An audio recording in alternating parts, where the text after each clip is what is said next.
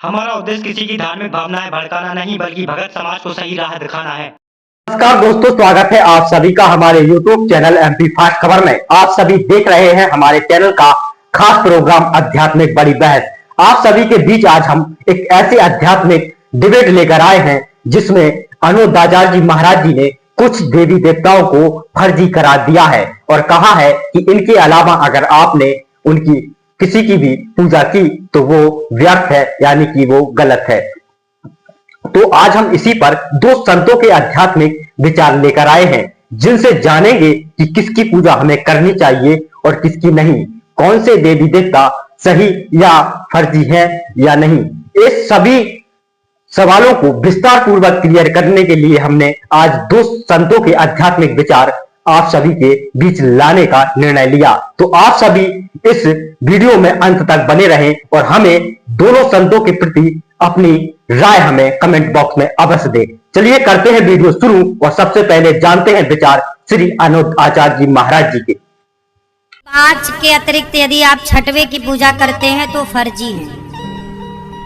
पहचान बता रहा हूं, सुनना। भगवान विष्णु जिन्हें आप नारायण कहते, चाहे नारायण कहो, विष्णु कहो, राम कहो, कृष्ण कहो, जगन्नाथ जी कहो, विट्ठलनाथ जी कहो, बद्रीनाथ जी कहो, एक विष्णु मतलब ये सब, क्योंकि एक ही अनेक रूप में है।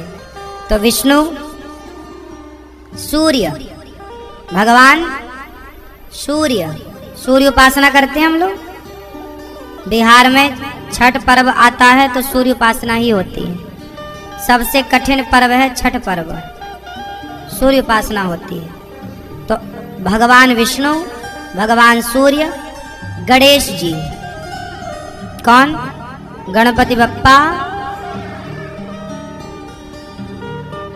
शिव, भगवान शंकर, और 5वीं माता दुर्गा।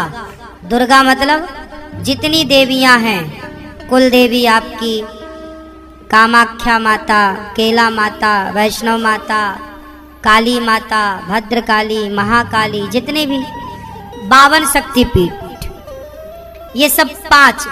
आप देवी की पूजा करते हैं दुर्गा की तो आप सही हैं। आप भगवान विष्णु श्रीमन नारायण की पूजा करते हैं, राम कृष्ण की करते हैं पूजा, आप सही हैं।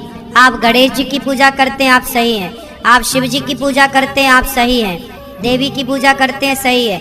इनके अतिरिक्त जिनकी पूजा करते हैं सब फर्जी बाड़ा है, सब फर्जी भगवान है। हनुमान जी शंकर जी का अवतार हैं, तो शंकर जी का नाम लिया तो हनुमान जी आ गए। इन 5 के सिवा छठवा कोई है ही नहीं, सब फर्जी हैं। फिर इनके सिवा जितनी पूजा है आपकी, जितने तुमने घर में सजा रखे हैं, सब फ्रॉड भगवान है। ये सब बने हैं फ्रॉड, फर्जी। हाँ,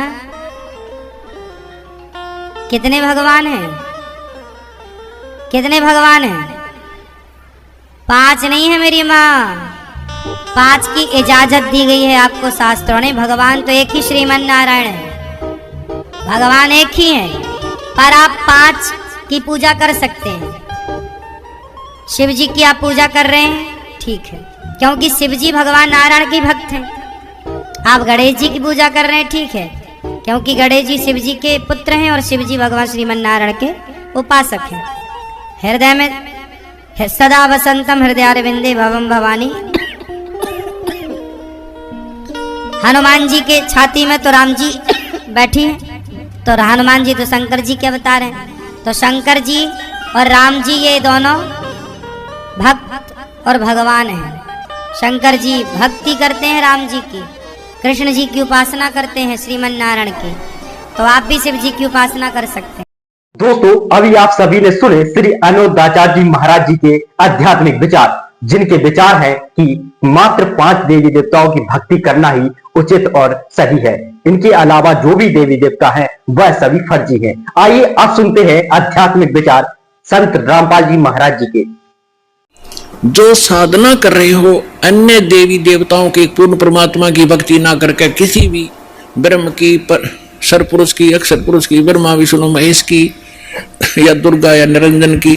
तो ये तो ऐसी साधना है जैसे कोई किसान ऊंचे स्थान पर, थली पर, पहले वर्षा पर आधारित थे सभी मानव समाज, और उस समय गरीबदास जी ने भी किसान थे। गरीबदास जी जाट ग्रुप में, जाट जाति से थे, और अपने वहां के साथी जो किसान थे उनको भी समझाना था। इसलिए बता रहे हैं कि जो मैं भक्ति बता रहा हूं जिस भगवान की, उसकी साधना ना करके आप अन्य जो साधना कर रहे हो ऐसी है जैसे ऊंची थलियों पर, ऊंचे स्थानों पर बीज बो दिया, खेती कर ली, और जब थोड़ी बहुत वर्षा हुई तो उस थलियों का पानी एक समतल स्थल पर, डहर बोलते थे उसको, डहर, वहां आकर इकट्ठा हो जाता था, और उस स्थान को, डहर के अंदर पानी, वर्षा भी और आसपास के ऊंचे क्षेत्र का उसी में आ जाता था, और उसमें जब बोई जाती थी फसल,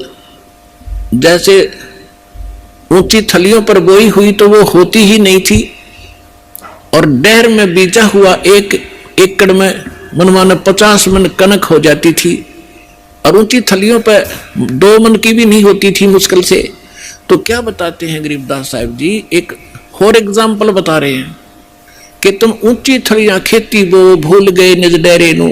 इस परम पिता परमात्मा सतपुरुष कबीर साहब की भक्ति ना करके आप अन्य देवी देवताओं की भक्ति करके ऐसी लाभ उठा रहे हो जैसे ऊंची थली पर खेती करने वाले किसान को कोई लाभ नहीं होता। और जो डहर में बीज बोता है, प्रयत्न दोनों एक जैसा ही करते हैं, तो उस डहर वाली यानी उपजाऊ जमीन में और समतल जमीन में घना लाभ होता है। तो ये समझाना चाहते हैं कि जो साधना हम बताते हैं वो तो डहर समझो। अब फिर बताते हैं, गोता मारू स्वर्ग में जा बैठू पाताले, गरीबदास ढूंढता फेरूं अपने हीरे मोती लाल। चारों युग में मेरे संत पुकारे और कूक कहा हम हेल रे, हीरे माणिक मोती बरस ये जग चुगता ढेल रे। अब परमात्मा कबीर जी से प्राप्त ज्ञान को कैसे विश्लेषण कर रहे हैं गरीबदास जी। कबीर साहब बता रहे हैं कि चारों युगों में मैं आया, अच्छी आत्माओं को मिला, उनको तत्व ज्ञान और यथार्थ स्थान से परिचित करवाया, सतभक्ति से परिचित कराया, और ये चारों युग में संत पुकारे और कूक कहा हम हेल रे, हीरे माणिक मोती बरसे ये जग चुगता ढेल रे। हम तत्व ज्ञान और यथार्थ साधना रूपी हीरे मोती लालों को बखेर रहे हैं, और आप जी इस ज्ञान से परिचित न होने के कारण इन लाल और हीरे मोतियों को ग्रहण ना करके कंकर पत्थर, आन उपासना रूपी कंकर पत्थर इकट्ठे कर रहे हो, जो तुम्हें बाद में कोई लाभ नहीं देगी। दोस्तों, वीडियो अच्छा लगा हो तो वीडियो को लाइक, कमेंट, शेयर जरूर करें। अगर आप सभी हमारे चैनल पर पहली बार आए हैं तो चैनल को सब्सक्राइब अवश्य कर लें। मिलते हैं ऐसे ही वीडियो के साथ नेक्स्ट वीडियो में, तब तक के लिए जय हिंद।